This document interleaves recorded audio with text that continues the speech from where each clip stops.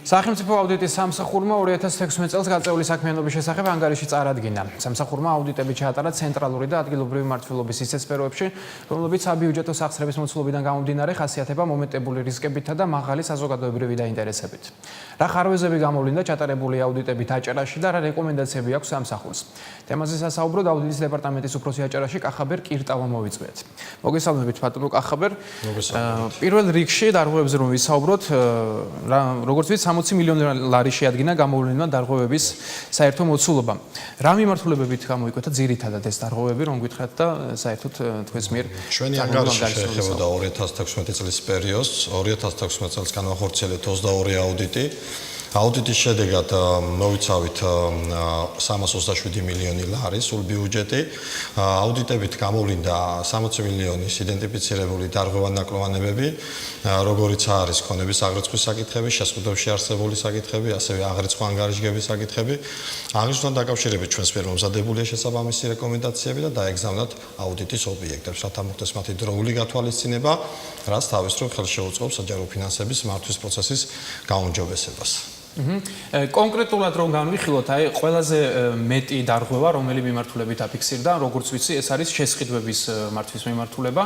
რომ გითხრათ, დარღვევები არის, რა თქმა უნდა, შესყიდვების მართვაში, კონკრეტულად სამუშაოების შესრულებასთან დაკავშირებით, სათანადო მონიტორინგები არ იყო დაწესებული, არ იყო ფარული სამუშაოს აქტები წარმოდგენილი იმ პირობებში, როდესაც სამუშაოს მთლიანი ღირებულებიდან რიგ შემთხვევებში 90% შეადგენდა ფარულ სამუშაოებს. ამასთან დაკავშირებით, რა თქმა უნდა, გასაძლიერებელია მუშაობა ცალკეული უწყებების მხრიდან, რათა მოხდეს სრული ინფორმაციის მიღება იმასთან დაკავშირებით, თუ რამდენად შესრულდა კონკრეტული სამუშაოები, რომელიც დაგეგმილი იყო მათ მიერ ხელშეკრულების პირობების თანახმად. მაგალითად, მე როგორც მაქვს ინფორმაცია, ესეთი ინფორმაცია არსებობს, არ ხდება ბაზრის სათანადო კვლევა, მაშინ როცა ცხადდება იგივე ტენდერი. ან შეპესები ფულად სახსრებს დარღვევით განკარგავენ, ასევე უსაფუძო დისკვალიფიკაცია ხდება კომპანიების. ამ ყველაფერზე რომ ჩვენ აუდიტის შედეგად გამოვლინდა გარკვეული გარემოებები, რომელიც შეეხებოდა სახელმწიფო წილობრივი მონაწილეობით შექმნილ შეპესეებს. ძირითადი რისკები გამოვლინდა სახსრების მოძრაობაში, არ ხდებოდა სალაროს ოპერაციები დროულად, ასევე სალაროში განთავსებული თანხები არ მიემართებოდა დროულად ხაზინის ანგარიშებზე. შესაძლებლობა იყო იმისა, რომ ეს თანხები გამოყენებული იყო სხვა დანიშნულების მიხედვით, რომელიც მაღალი რისკად იქნა მიჩნეული, აღნიშნული საკითხი ჩვენს მიერ შესწავლილი იქნა და შემდგომი რეაგირებისათვის გადაგზავნილი იქნა სამართალდამცავ ორგანოებში. ან რომელი უწყებები იქნა შესწავლილი, ბატონო კახაბერ, რომ გითხრათ უფრო დეტალურად და ყველაზე მეტი დარღვევა, თუ შეიძლება ესე ვთქვათ, რომელ უწყებაში გამოვლინდა? შემოწმებასთან დაკავშირებით ჩვენი გეგმა წლის დასაწყისში მზადდება, სადაც გათვალისწინება ხდება გარკვეული კრიტერიუმების მიხედვით, როგორიც არის მაღალი საზოგადოებრივი ინტერესი, წინა წელს განხორციელებელი აუდიტები ან წინა წელს გამოვლენილი მაღალი დარღვევები. შესაბამისად ამ გეგმის მიხედვით ჩვენში შევამოწმეთ სამინისტროები, მუნიციპალიტეტები, ასევე მუნიციპალიტეტში შექმნილი შეპესეები, აიპები, სიპები. მთლიანობაში 22 ობიექტი მოვიცავით, როგორც გითხარით, თუმცა ესე კონკრეტულად რომელი ობიექტი უფრო მეტი დარღვევა გამოვლინდა, არ იქნება მართებული შედარება იმის გათვალისწინებით, რომ სხვადასხვა ბიუჯეტს ფლობენ, ანუ მოცულობითია ზოგის ბიუჯეტი, ზოგის ნაკლები. მიუხედავად ამისა, არის დიდი ბიუჯეტის მქონე ობიექტებში შედარებით ნაკლოვანებები მეტი ვლინდება, როგორც აღრიცხვის კუთხით, ასევე ქონების მართვის და განკარგვის კუთხით. და როგორც ვიცით, სამართალდამცავ ორგანოებთანაც გადაიგზავნა რამდენიმე ანგარიში 2016 წელს. სულ რამდენ საქმეზე არის საუბარი, რამდენ ანგარიშზე რომ გითხრათ? სულ 62 ანგარიშიდან 4 შემთხვევაში მოქმედი კანონმდებლობის შესახებ, რომელიც ჩვენ გავალდებულებს სახელმწიფო აუდიტის შესახებ 24 მუხლი, დაუყოვნებლივ გადავაგზავნეთ 4 მასალა შემდგომი რეაგირებისათვის, რომელიც დამატებით შესწავლას საჭიროებს. ესენი შეეხება ძირითადად იმ პროგრამების განხორციელებას, რომელიც არის სამშენებლო პროგრამები, ასევე არის გარკვეული საკითხები, რომელიც არის შეპესას, ჩვენ ვახსენეთ სალაროს მოძრაობასთან დაკავშირებით მაღალი რისკები, ეს საკითხები არის გადაგზავნილი შემდგომი შესწავლისათვის, რომელიც უკვე პრეროგატივია. როგორია ტენდენცია, ბატონო კახაბერ, იგივე წინა წლებში, ეს იგივე სამართალდამცავად გადაგზავნილი ეს ანგარიშები, ან რამდენად გამოაქვს შედეგი ამას და ჩვენს მიერ გადაგზავნილ მასალებთან დაკავშირებით არის გარკვეული ინფორმაცია, რომელიც ჩვენ გვაქვს და დასრულებული არის ძიება და კონკრეტული შედეგები გვაქვს ამასთან დაკავშირებით. არის საკითხები, რომელზეც დღეს თუმარობით მიმდინარეობს ჩვენ ხელთ არსებული ინფორმაციით, სხვა დანარჩენი ინფორმაციას გამოძიების პროცესებთან დაკავშირებით ჩვენ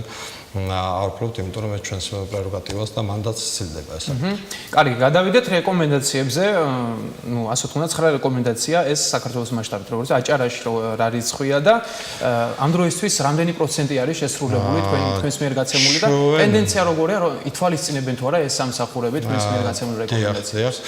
უნდა აღინიშნოს, რა თქმა უნდა, დადებით ფაქტორად ის გარემოება, რომ ჩვენს მიერ გაცემული რეკომენდაციები სხვა რეგიონებთან შედარებით მეტწილად გათვალისწინებულია. ესე რომ ვთქვა, ჩვენ სულ გავეცით 2016 წელს 118 რეკომენდაცია, საიდანაც პროცენტული მაჩვენებელი როგორც შესრულებულის, ისე მიმდინარე სტატუსით არის რამდენიმე რეკომენდაცია, რომელთან დაკავშირებით ინფორმაცია ჯერ არ შემოსულა ჩვენთან, ჩვენს დეპარტამენტში, თუმცა თლიანობაში შეიძლება ითქვას, რომ შესრულების მაჩვენებელი 63%-ში ადგეს, რომელზეც გვინდა რომ უფრო მეტი იყოს, მაგრამ კარგია დადებითი ტენდენცია, მზარდი ტენდენცია, რომელიც საბოლოო ჯამში ვფიქრობ, რომ დადებითად აისახება რეგიონში იმ დასახული პროგრამებისა და ღონისძიებების შესრულებაში, რომელიც არის კონკრეტული პროგრამებით დაგეგმილი.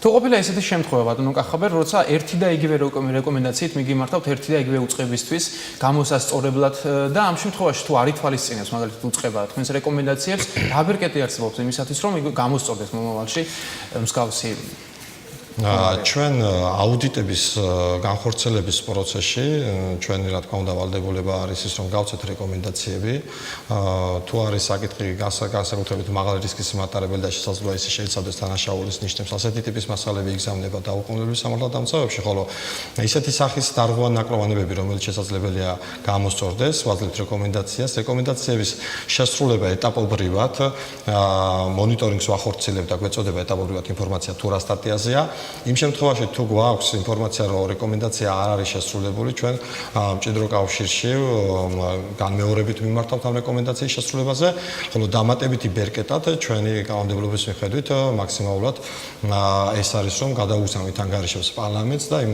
ინფორმაციას მივაწოდებთ იმ განხორციელებული რეკომენდაციებისა და გატარებული ღონისძიებების შესახებ რომელიც ამა თუ იმ ობიექტმა ჩვენს ვერ გაცემული რეკომენდაციების მიხედვით განახორციელეს. და მაგალითად იმდენად წელს უკვე აგზელებთ ალბათ მუშაობას და უკვე 2018 წელს იქნება 2017 წლის ანგარიში, ხო? თუ ეს გეგმიური არის ეს ანგარიშები თუ ანგარიშები 2000 დასრულებულ პერიოდს მოიცავს, ზოგადად როცა აუდიტის ვახორციელებთ, მაგალითად წელს 2017 წელს ვახორციელებთ წინა პერიოდის აუდიტის ანგარიშებს, ეს შესაძლებელია 16 წელი იყოს, ან შესაძლებელია უფრო წინაც. 2018 წელს რა თქმა უნდა შემოწმდება 2017 წლის პერიოდი, იმიტომ რომ ჩვენ დეპარტამენტი გეგმაში გეგმავთ ყოველწლიურად ყველა სამინისტროს და ყველა მუნიციპალიტეტს შესაბამისად გამოტოვება ესე ვთქვათ არ აქვს რომელიმე ობიექტის. დიახ, და ტენდენცია როგორია ბატონო კახაბერ ბოლო 5 წლის განმავლობაში, თუნდაც მას შემდეგ რაც ტენდერები ცხადდება ძალიან ხშირად, მდგომარეობა მას შემდეგ რაც რეკომენდაციები გაეცით, გაუმჯობესებულია ბაზარზე თუ ყველა წელს ჩვენს მიერ გაცემული რეკომენდაციები ერთგვაროვანი ვერ იქნება, იმიტომ რომ სხვადასხვა საკითხებია, სხვადასხვა პროგრამებია და სხვადასხვა შესყიდვები, თუმცა არის გარკვეული საკითხები ჩვენს მიერ გაცემული რეკომენდაციებიდან, რომელიც ნამდვილად გაუმჯობესებულია, არის ისეთი საკითხები, რომელიც დამატებით მუშაობას საჭიროებს ჩვენს აუდიტის ანგარიშებში ამას კონკრეტულად ავსახავ და ასევე მომდევნო პერიოდში, როდესაც შევდივართ შესამოწმებლად და შესასწავლად ამ საკითხების, იქ ავსახავთ იმ რეკომენდაციებს, რომელიც ჩვენს მიერ გაცემული იქნა, თუმცა არ არის გათვალისწინებული და ამით შემოვიფარგლებით დამატებით ინფორმაციას მივაწვევთ მის შემდგომ ორგანოებს, რომელთაც ევალებათ შემდგომი მონიტორინგის გაწევა მერე ამ ობიექტებზე. და შემოწმების მეთოდებზე რომ გითხრათ, ბატონო კახაბერ, ეს ხდება გეგმიურად